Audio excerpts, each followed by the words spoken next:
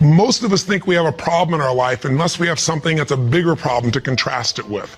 And when you see this story and you walk through their exact life experience of the course of these 2 years, the year that we work with them is 30 days, but you see the course of what's happened to them by finding out what's happened a year later, you begin to understand that it doesn't matter what happens in your life, you are more than any moment. There's no challenge you can't face and overcome. The events of our lives don't control our lives, our decisions do. And so I figured if we could take a couple that has faced this big a challenge and be able to break through, then you could look whatever's in your life and make it happen. It's kind of like, if I wanted to show you that if you could face your biggest fear, your smaller fears kind of drop aside.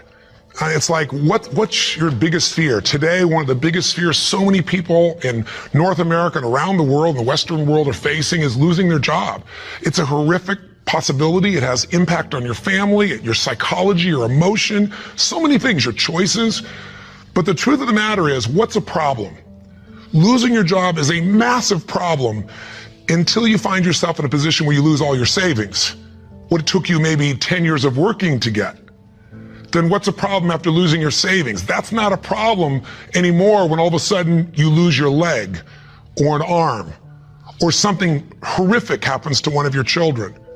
That's not a problem when someone tells you all of a sudden that you have terminal cancer. And I've had those moments where somebody says you've got that tumor in your brain and we don't know what it means. Those moments take your other problems and make them disappear.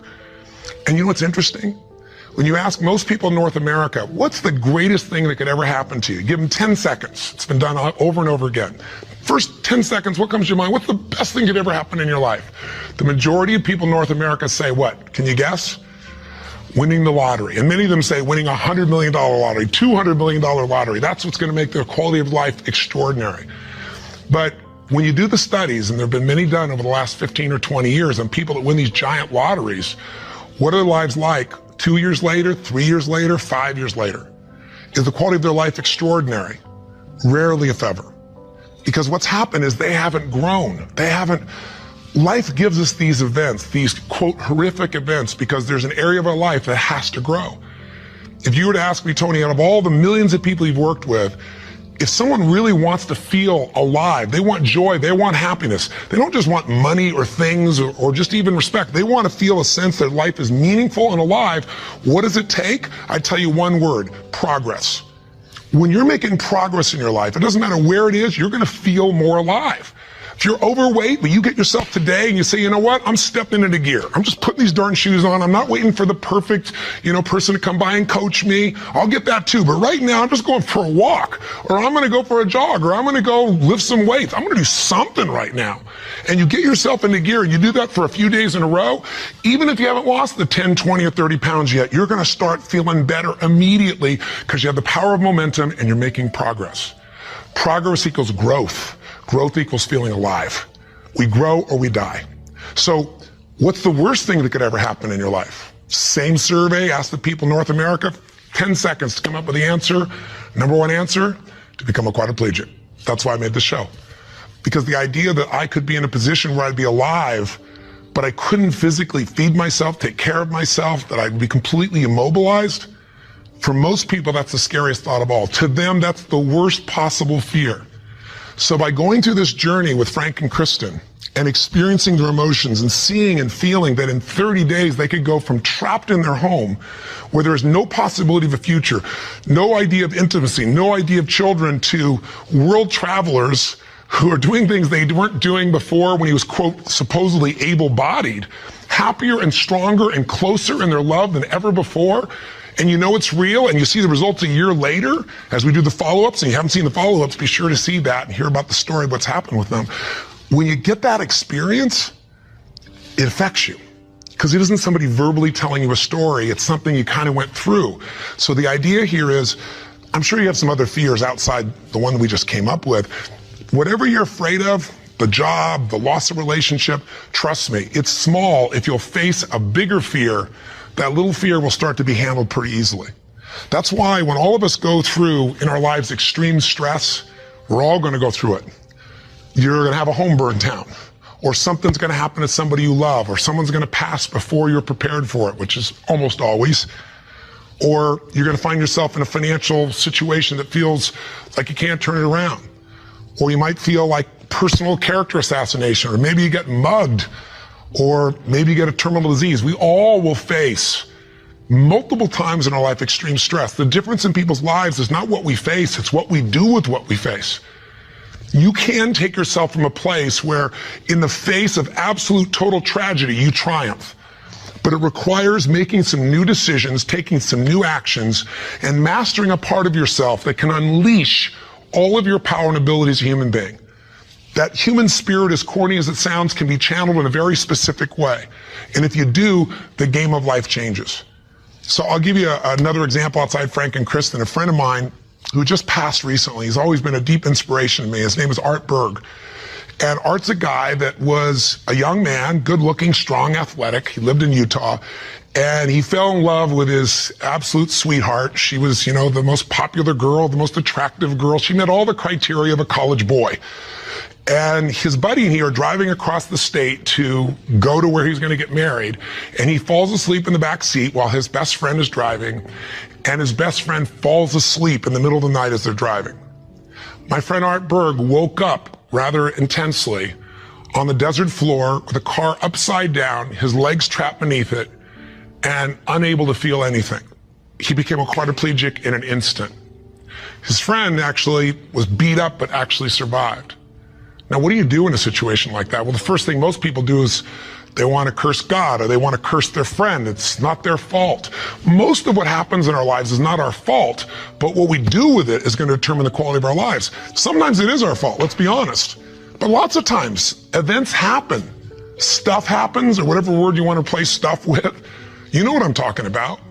But what's different about this man is he made a different set of decisions. On that day, he said to himself, you know what? I got two choices. I can live here in the dirt and live and suffer the rest of my life on what I've lost, or I can figure out how to maximize what I have. He developed this mindset. His mindset was, before the accident, there were about probably 10,000 things I could do. After the accident, he said I could probably do 9,000 things. Before the accident, I was probably not even doing 500 of those things. I'm going to do more while I am now. And he did. He became an entrepreneur, started his own bookstore, and became very successful. He married the same childhood sweetheart because this man was so inspirational to be around. It didn't matter what he was in a chair. She loved him. He had 2 children, one of the greatest gifts of life.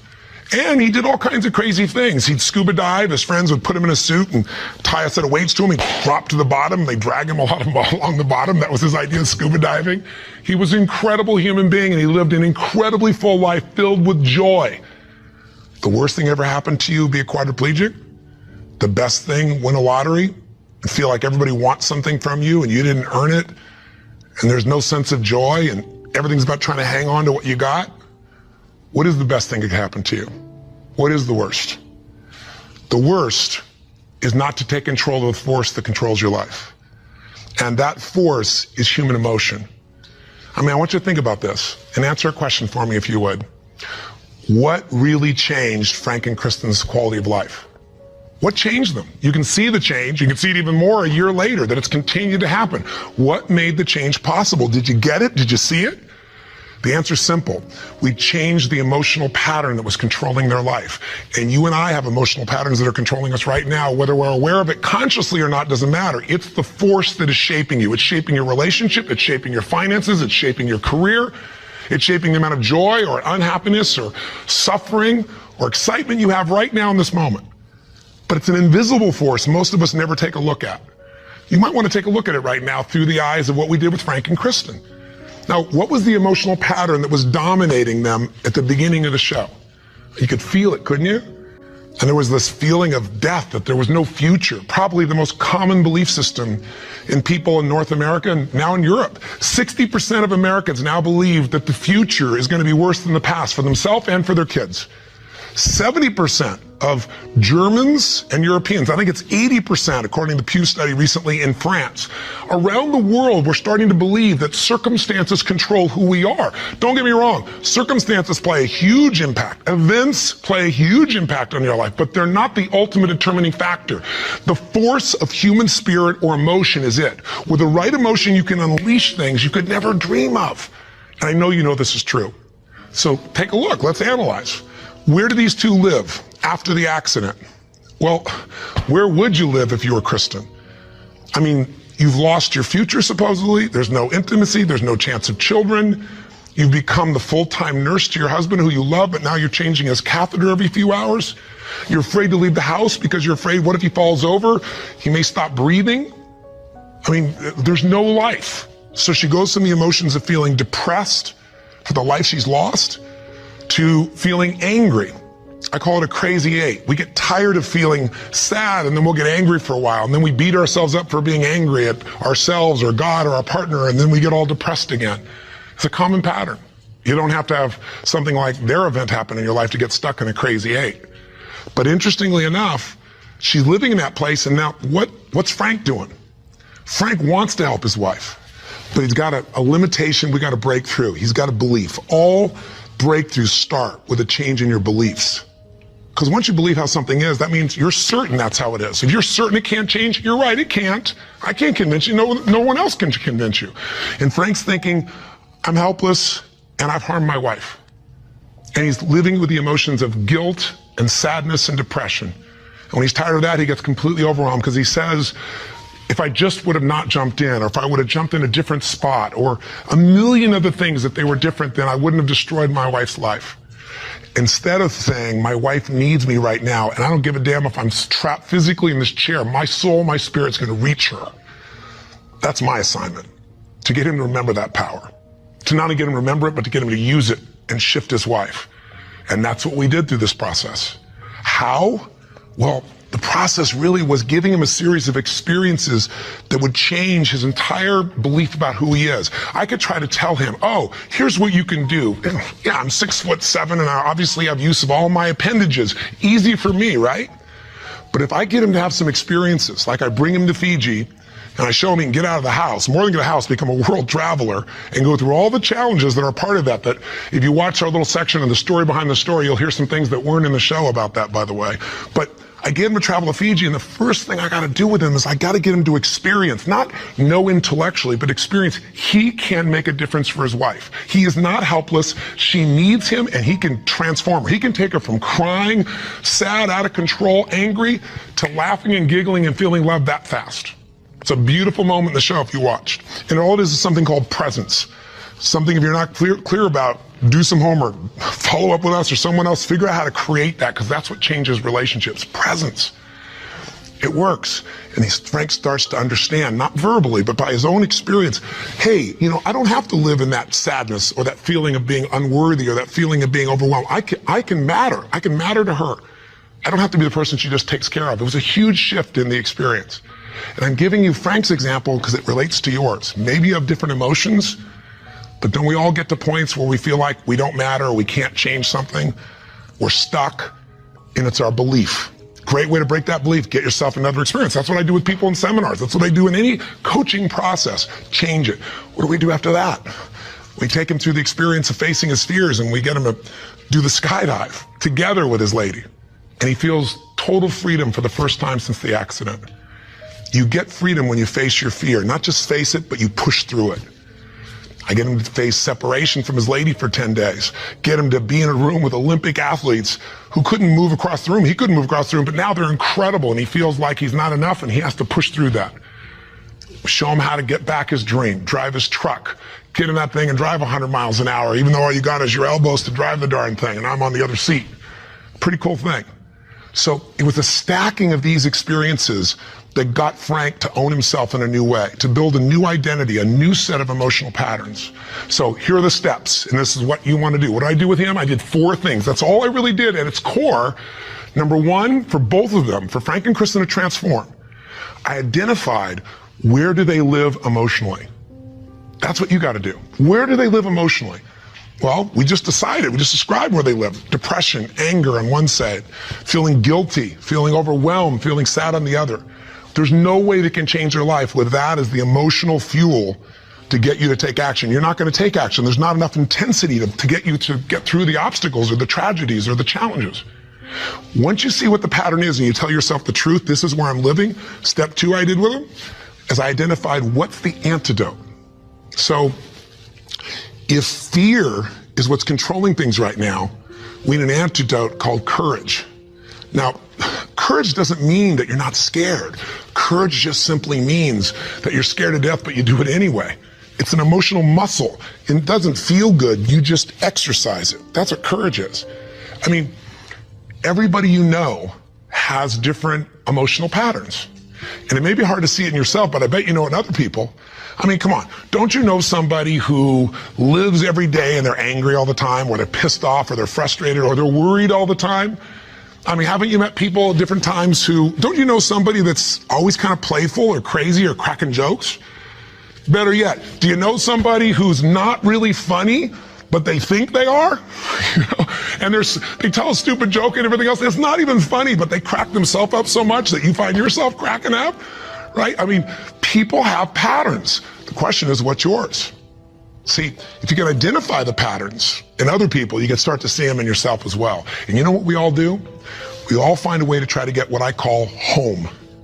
Home is, I noticed after 9/11, I'm with 2,000 plus people from, I think it was 45 countries. I was in Hawaii. The accidents happened, the tragedy happened, you know, the attacks happened, and we got the information at 3 o'clock in the morning in Hawaii, and we had, you know, 100 plus people, 200 people that were from New York, many of which, you know, worked and had offices and friends in the towers, and all their friends died or their whole company disappeared.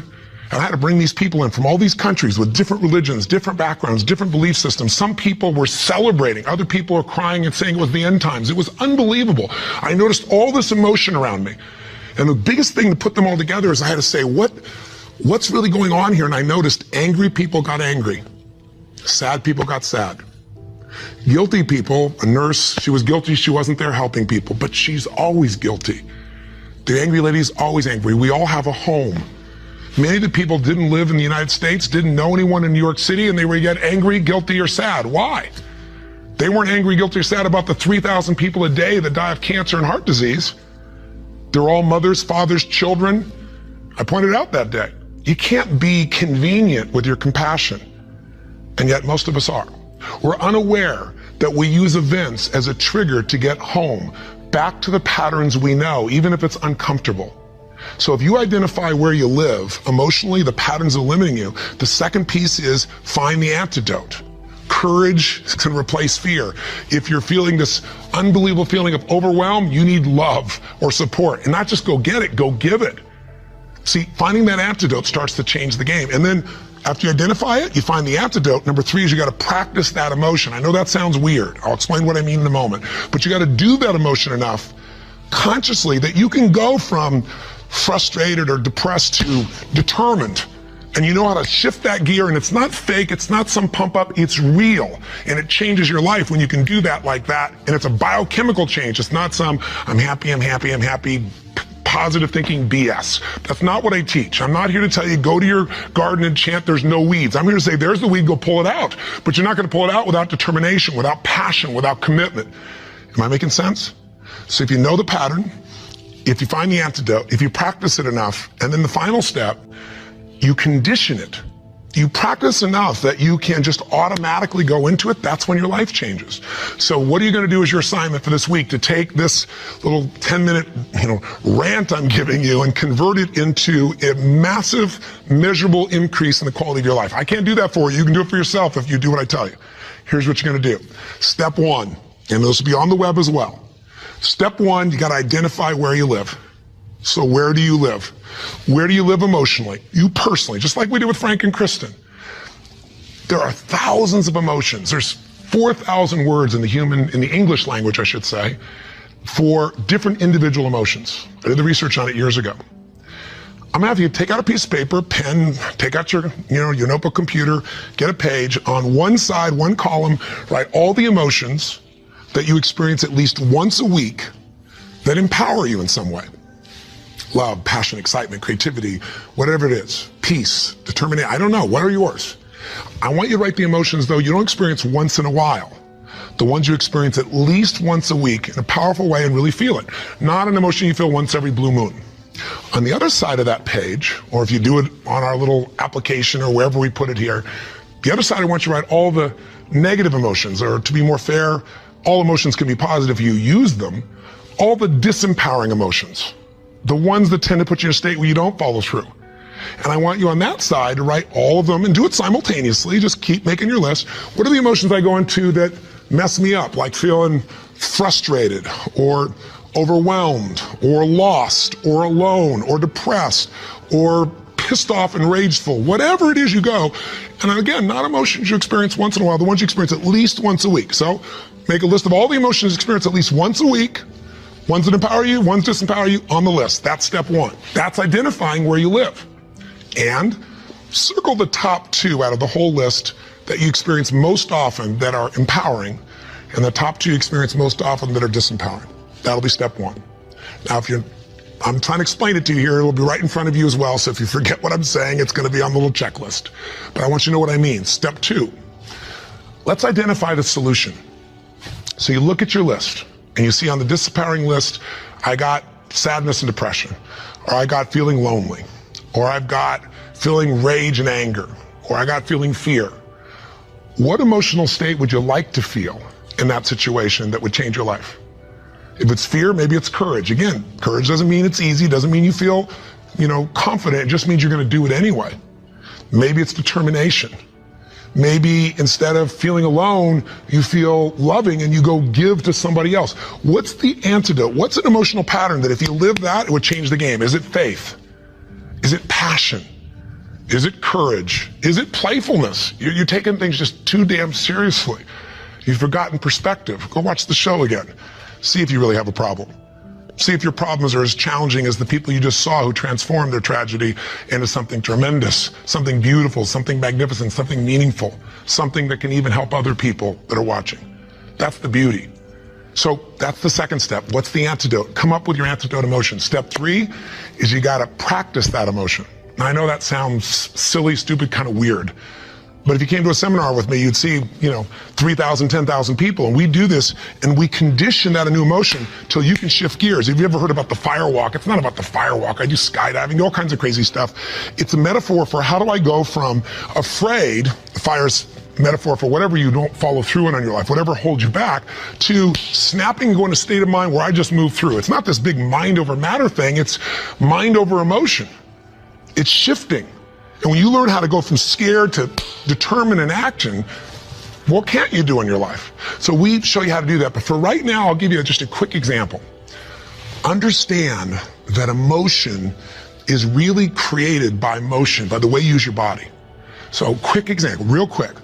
Imagine a time when you know someone who's depressed or you were depressed. If you ever felt that way, I'm sure you have at some time. And think about what you do with your body. When somebody's depressed, do they get all excited, talk faster, gesture? No. Everything kind of slows down, doesn't it? What happens to your shoulders? They drop. Where's your head when you're depressed? Drops. Where's your breathing? Full or shallow? It becomes shallow. You talk loud and fast or slow and quiet? Slow and quiet, more hesitant. Now, emotion is created by motion. You can try and think yourself and I'm happy. But if you go, I'm happy, and your body's like this, nothing's gonna change.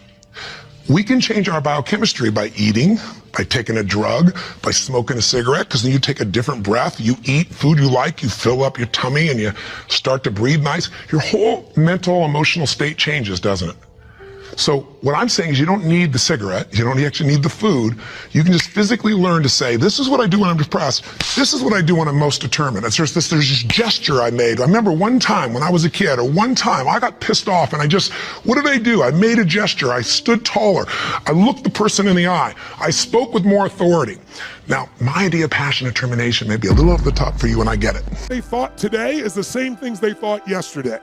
About themselves, about their life, about their business. That's why most people's lives don't change very much. But if you wake up and you start realizing, I'm living in a home, an emotional home I don't want, you can change it. See, because everybody's got it. If you got $1 billion, check this out. If you had $1 billion, but the habitual emotions you go back to are frustrated, pissed off, then your life is called frustrated and pissed off. It doesn't matter how much money you have. Write this down, please. The quality of my life is the quality of my habitual emotions. The quality of my entire life is nothing but the quality of my habitual emotions. Whatever habits of emotion, wherever my emotional home is, I will find a way to get back there. And until I change that, I'm gonna have a problem. How many of you see people in some part of the world, in my country, for example, you'll see this in the middle of America where there's certain places that have cyclones all the time. Or maybe down in New Orleans or places where every few years you get a huge storm that wipes out everybody right on the coast there. But then 2 years later, it happens again. They rebuild, it happens again. How many have ever thought to yourself, why don't these people move? And why don't they move, guys? Because it's what they're conditioned. They call that home. I don't want to leave my home, it's what I know. It's easy to see when it's somebody else and it's physical. It's harder to see when it's yourself and it's emotional, because we have an emotional home. Some of you grew up in a really tough environment. I did too. Pretty brutal environment. Very painful environment. Part of I am who I am is because I didn't want to suffer. I had to find answers. And because I suffered so much, I don't want you to ever suffer if I can do anything about it. I can't control it, but I can help massively. But it's only because I suffered so much I don't want anybody else to. But think about it. Most people suffer even when they're successful. Listen, if you're successful and you're not fulfilled, that's the ultimate failure. If you got people that love you and you're not feeling joyous and alive, something's wrong. And you know what it is? You got an old home you're used to. Maybe the home you're used to is not a very happy home. It's a home of worry, a home of frustration, a home of anger, a home of feeling everything's unjust. And so you find a way to get back home using whatever the environment you can use. How many of you know somebody who's always pissed off about something? How many of you know somebody who is always worried? How many of you know someone who's not really funny, but they think they are? And they crack themselves up telling stupid jokes? How many know someone like this who cracks themselves up and they laugh so much that even though it's not funny, you find yourself laughing too? These people have different emotional homes. Some people's home is anger. They'll always find something to be angry about. It's what they're used to. It's their conditioning. So even when the storm comes in and messes up their life, they go right back to that same shit. Wouldn't it be nice to upgrade your home, your emotional home where you live? What if you could live every day with a vast majority of the emotions you had were joy and gratitude and love and appreciation, even in the middle of COVID, even when somebody does something unjust, compassion, playfulness? What would that feel like if you were in those states every day, 90-95% of the time? When you weren't, you got out of it quick. You can make that change this weekend, and I'm not exaggerating an ounce. I'm not saying you're going to be perfect and never have a negative feeling, because negative feelings are sometimes a signal to make us change. But most people have a negative feeling and they just hang on to it and keep living with it and find other things to be negative about. That will never give you what you want. The money won't do it. The acknowledgement of others won't do it. Everything you think will do it will not do it. Only one thing will do it. You drawing a line in the sand and making the most important decision of your life, that you're going to live in a beautiful state no matter what. Because life is too short to suffer. We have a choice. Listen to me. Pain is sometimes part of life, but suffering is a choice. But for most of us, not a choice, because we have the habit of suffering, being stressed, being worried, being frustrated, being pissed off. And because we're wired that way, that's the muscle we built. But if we rebuild our home here so it's even more magnificent, then you can have the life that you desire and deserve. And you can do it in one weekend only if you give your all and push enough energy out while you're doing it, while you're learning. Who's up for this here? So who's up for enhancing your home massively? Say aye. Aye. Say aye. Aye.